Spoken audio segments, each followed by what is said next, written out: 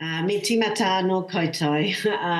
Tēnei te mihi kawatu ana ki a koutou i te whānau o te tira whakamātaki ki a koe Mel, te rangatira, tēnā koe, tēnā koutou katoa. Ai, no ngai tahu Ngāti Hui rapa me Gujarat, India hoi, ko Jessica Hutchings a hoi. Mihi anō ki a koutou ki te kaupapa hoki, he rawe tērā, he kaupapa e pāna ngā Kākano. If someone can share my PowerPoint slide, that'll be great. I can't see it on my screen, so I'll just assume that it's being shared and that I'm on that first slide, Kaiatua Food for Hope and Wellbeing. So as mentioned in the introduction, I'm a founding trustee of this trust, Papa Whakarito Reto, which is actually the name of our Huaparakore farm. And we're all about uplifting Huaparakore Māori food and seed and soil sovereignty through kaupapa Māori research, education and practice. So I've worked in the science sector, as many of you will know, for my whole career, 3 decades, and now I'm moving into the social enterprise sector to do kaupapa Māori research in a different space. So lots of ways to do science and lots of ways to come to know. If we could move to the second slide, please. One of the projects that we're doing through the Trust is a project called Kaiatua Food for Hope and Wellbeing, where we are looking at what constitutes or how we might understand what a Māori food system is. And within that, of course, there's seeds, because seed sovereignty and seeds are part of an Indigenous food system. So we had this opportunity, we've had some lovely opportunities in the last 12 months to meet with other Indigenous and peasant communities around the world. And I really wanted to share 2 trips. One is to Onondaga County in Turtle Island. And we went specifically to have a rematriation hui to talk about not just the return of seeds, but the return of land to Indigenous people. But I was amazed at what they're doing. It's we were able to go onto their territory and to look into their seed banks, and what you can see in this image is the corn that's grown specifically for saving, and many different varieties of corn. They're working, and they say this phrase often, on the instructions of their ancestors to prepare for the next 7 generations. So that includes not only saving seeds, but you'll see along those shelves, a lot of that's dried goods, obviously for their Three Sisters dish, which is a traditional foods for them, so it requires lots of dried beans. But they also too do a whole lot of canning and doing preserving, because it's not just saving seeds for the future, it's also too being able to feed ourselves within disasters. And so, you know, really this is a house of resilience here. They are specifically growing crops to save seeds and then to rematriate or to share those seeds out across Indigenous communities. And not in this room, but in another room inside the building, they had their seed library, and it had over 300 varieties of corn, who are their tupuna. So their ancestors are in the corn. And it had a mauri and a wairua that not only moved us, but also to reaches to Aotearoa and across to other Indigenous nations in their seed-saving practices and their stories. We travelled there with a woman from Peru and an elder from Peru, and she brought seed to share with these Indigenous communities, because that is what Indigenous communities used to do. We used to trade seed. And so it was great to see those practices occurring again. If we could just go to the next slide. You'll see 2 images in this slide, one of Angie Ferguson, who I want to introduce you to, who is the woman who's at the forefront of this movement while raising 3 grandchildren as well, and just has a passion for the seed, for her ancestors. On the other side of that image, you'll see what they call grandfather and grandmother corn, which is special husks of corn that arise sometimes in a crop. And so there's stories in pūrākau, tikanga and reo attached to all of these practices. One of the things to note is that this is run by women, and this is run by older women. So really driven by 4 or 5 older women, not just seed savers, but also tūrongoa practitioners. And this place's seed bank here at Onondaga was really relied on in the pandemic, one, to feed people with all of their reserves, but also to be able to share rongoa. So think about, what I learned from Onondaga is if we think about a seed bank, an Indigenous seed bank there, it's not just about seed, it's also too got food, and it's also too his rongoa. In that next slide there, some of the community who were there looking at the amazing diversity. I've seen it in India with rice and also too with ragi, with millet, with the diversity of those seeds. But the diversity of corn seeds is, it's this opportunity to reconnect with the wondrous abundance and self-regenerative capacities of nature when you're standing there and you're looking at such diversity across a species in terms of corn. Oh, and these are the seed species that the elder from Peru brought with her to share. Now, probably broke every biosecurity regulation in the book, but there was deep conversation about the notion of the Americas, and actually that we're sharing seeds with First Nations people in Turtle Island. We go to the next slide. I'll take you to a beautiful place so close to my heart, Navdanya in India, where someone whose work's really influenced me, Dr. Vandana Shiva, established this, what's called a biodiversity farm. And within this biodiversity farm, they have a living seed temple. So you could call it a seed bank, but Dr. Shiva refers to it as a seed temple. And it really is a temple when you walk into it. It is made out of, we're in India. It's made out of cow dung. It's got an earth floor. It's got no electricity. So it's grounded neutral with the whenua and with ngā atua. And she calls it a living seed bank because they save seeds every year and then give them out to communities. And then communities have to return seed back to the bank. So it's this kind of process, this circular process, kaupapa of circularity here happening in terms of how they grow, share and distribute and then repopulate, or the seed temple with the next lot of seeds. Just some really beautiful containers here, of mud brick, of cow dung, which have traditionally been used by villages and peasant communities in India, and also to gourds, saving seeds in gourds. So there were little slits cut at the top of them, and they were used as vessels to save seeds in. So beautifully parakore in terms of absolutely no waste and working with the earth. And just that next slide. So this is again in the seed temple. And founded by also to an organisation called Diverse Women for Diversity, which is just exactly what it says. It acknowledges and uplifts the diversity, not just in people and in women and in genders, but also to the diversity of nature and the environment. So, and the diversity that's held within seed. So this is another room in the seed bank where they've got, it was mainly things like rajma, like red kidney beans, and ragi and millet, which is millet, and rice that was different varieties of rice that was being stored in here.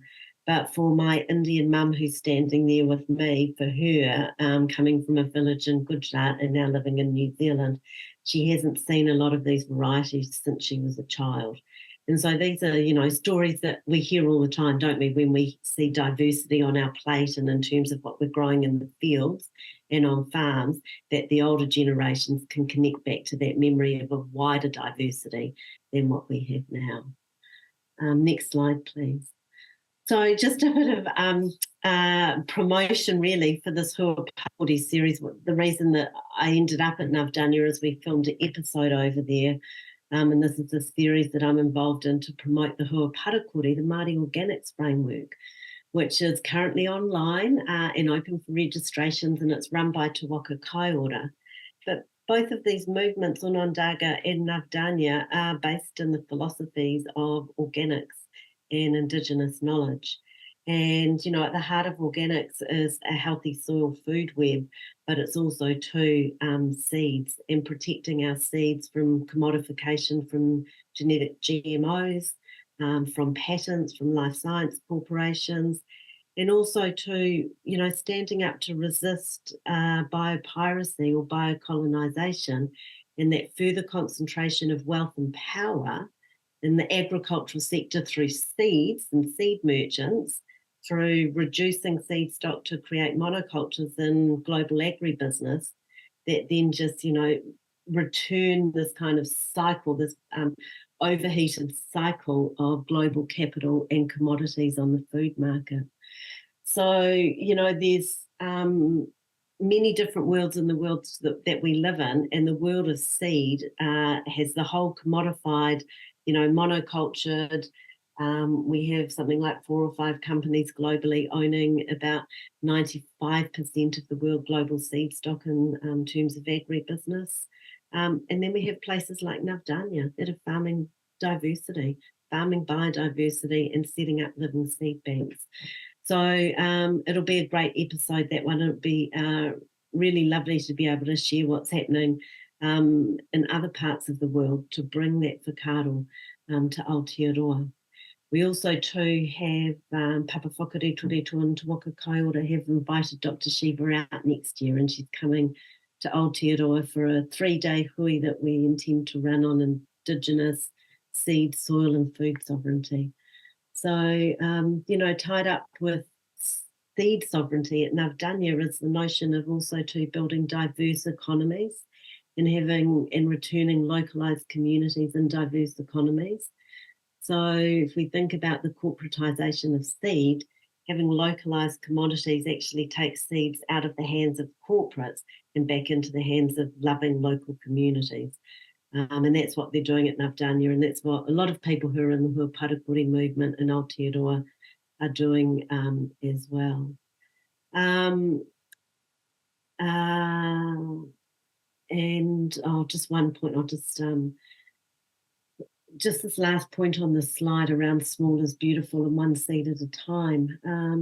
When I had this opportunity to talk to this global activist, and with the weight of the world on our shoulders in terms of climate change and global soil degradation, we know we've only got 50 harvests left in the world according to the FAO due to global soil degradation.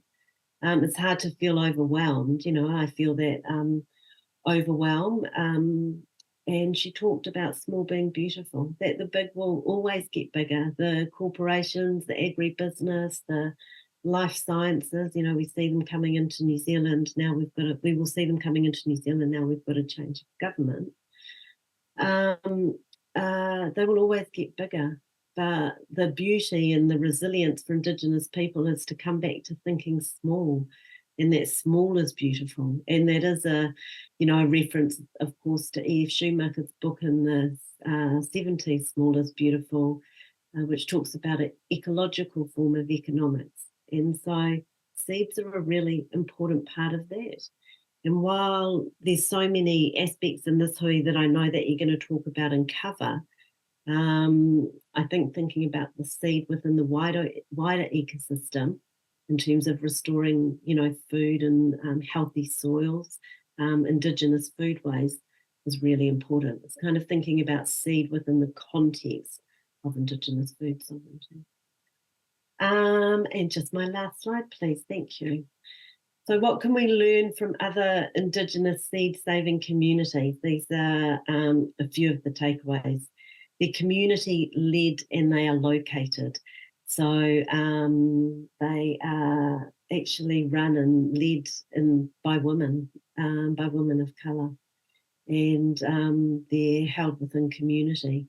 They're intergenerational. Both of the farms we went to, Onondaga and Ngavdanya, it's intergenerational.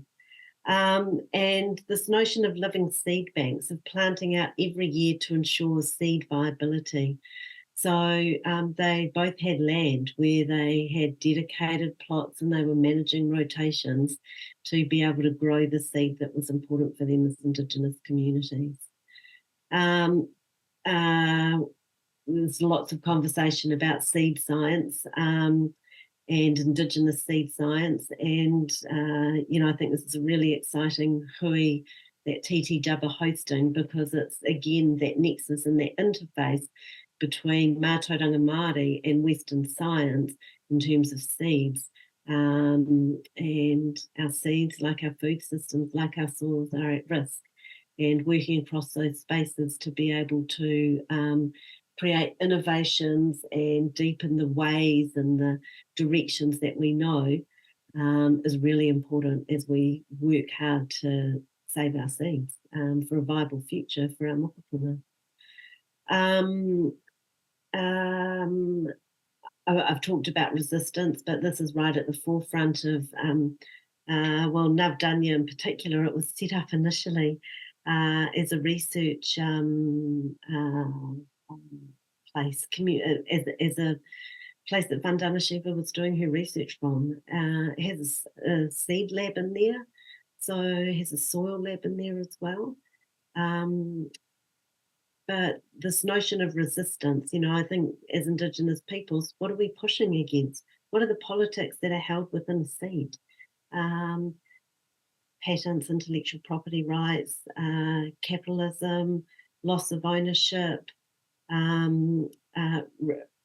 reduction of the diversity of seed species that are available, the further kind of monocultured approach to our diets and our Indigenous foodways. So our diversity of our Indigenous foodways is held in our Indigenous seeds. One point I wanted to put up there is that security is necessary in both of these places. Unfortunately, they had armed security around them. We went right out onto Onondaga land, and that seed bank was literally in a 3-bay shed with 2 roller doors that were locked down and shut, and there were armed guards outside. So something to think about. And this notion, this beautiful whakaaro of securing food for the next 7 generations. So we do this as Māori, we talk about mokopuna decision making, but what does it mean to really secure food and seed for the next 7 generations? And then how can we also to attach our pūrākau to those seeds and our traditional foods? And how can we attach our pūrākau and the whakapapa to the seeds? So just in finishing off, I just want to come to the kaupapa of whakapapa in the Hua Parakore framework.